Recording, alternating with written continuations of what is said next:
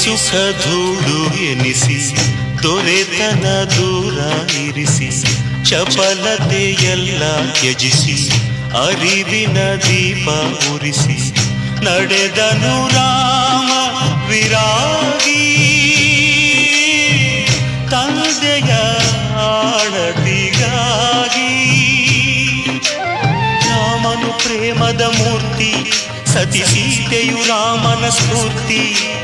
ಭೂಮಿಯ ಗೆದ್ದರೆ ರಾಜ್ಯ, ಮನದಾಸೆಯ ಗೆದ್ದವ ಪೂಜ್ಯ. ಬದುಕೆ ವಿಧಿ ಸೂತ್ರವು, ಮಾನವ ನೆಪ ಮಾತ್ರವು.